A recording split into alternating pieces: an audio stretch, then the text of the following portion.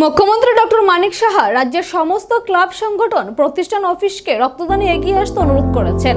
তার ডাকে সাড়া দিয়ে জিবি হাসপাতালের ব্লাড ব্যাংক সংলগ্ন অংশে রক্তদান শিবিরের আয়োজন করা হয়েছে বলে জানালেন ৬ বিধানসভা বিজেপি যুব মণ্ডলের তরফে সভাপতি সুশান্ত দেব।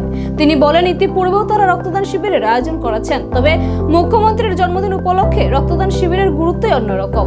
এক ত্রিপুরা শ্রেষ্ঠ ত্রিপুরা, মুখ্যমন্ত্রীর যে স্বপ্ন তা বাস্তবায়িত করার লক্ষ্যে মুখ্যমন্ত্রীর হাত শক্ত করার আহ্বান তিনি রাখেন। তিনি বলেন, আমরা মুখ্যমন্ত্রীর দীর্ঘায়ু কামনা করি এবং ভবিষ্যতে এই ধরনের শিবির করার প্রচেষ্টা জারি থাকবে বলে তিনি জানালেন। অনুষ্ঠানে উপস্থিত ছিলেন সংগঠনের নেত্রী পাপিয়া দত্ত।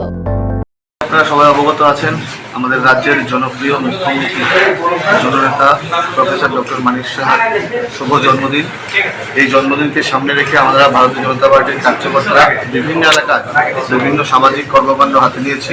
আজকে ভারতীয় জনতা যুব মোর্চার ৬ আগরতলা মণ্ডলের উদ্যোগে আগরতলার জিবি যে ব্লাড ব্যাংক আছে, ব্লাড ব্যাংকে আমরা মহতি রক্তদান উৎসবের আয়োজন করেছি এবং আপনারা অবগত আছেন, আমরা বিগত দিনেও এরকম অনুষ্ঠান করেছি, সামাজিক কাজ করেছি। আগামী দিনেও আমাদের এরকম সামাজিক কাজ আমরা কন্টিনিউয়াসলি করে যাই।